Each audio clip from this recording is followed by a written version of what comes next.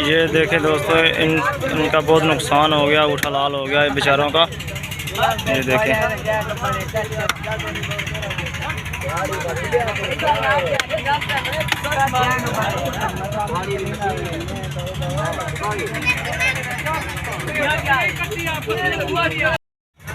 ये बेचारे बलोच बैठे थे गरीब बेचारे का ऊँट हलाल हो गया किसी वजह नाल।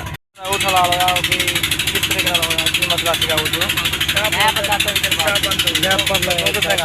ये इस तरह बात हुई है, जानवर था ना बड़ा, उसका पेशाब बंद हो गया था। अच्छा, पेशाब उसका बंद हो गया था। ठीक है, ठीक है, बच्चा उसमें पेट में था। तो ये उठनी थी, उठनी? हाँ, उठनी थी। अच्छा, उसका पेशाब बंद हो गया। अच्छा, ये देहातियों ने इस तरह करा, उसको हलाल कर दिया।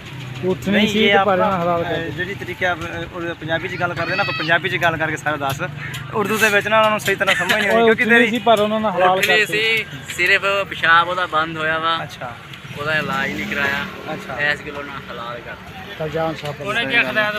यार एक मिनट यार, तेन आदि पई छापड़ लिया उन्होंने बेचारे का उठने हलाल हो गई बेचारी दी। तो ये देखो जी दोस्तों, ये बेचारे गरीब जो बैठे थे बलोच, इन्हों का ऊँट हलाल हो गया, उठनी सी पेट बेचारी के बच्चा भी सीगा। तो ये लोगों ना ये अल्लाह के राह देन लगे गोश्त वगैरह छोटे छोटे बोटी यार बस कर जा यार, तेन माफ दी पई हुई है।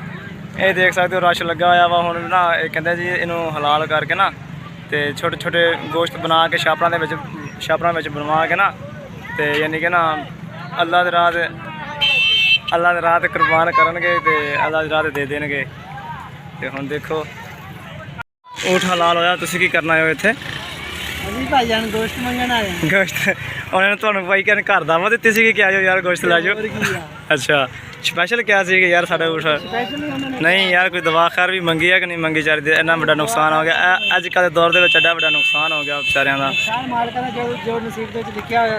अच्छा, छापर तो खा के डक लैके आए।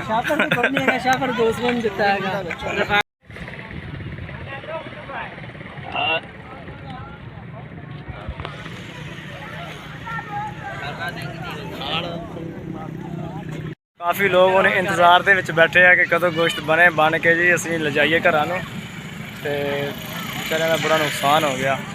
ये जो खुदा वास्ते दा गोश्त शाम पै गई तो अजे तक बाम दा हालात वेखो की हो गया।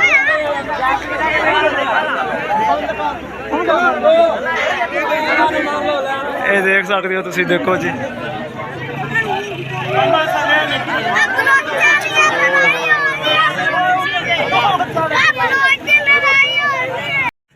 ओ छापर हेलो, ये बंदे इंतजार च बैठे है कि कदों गोश्त बन के कदों छापरां च पा के सानू देन।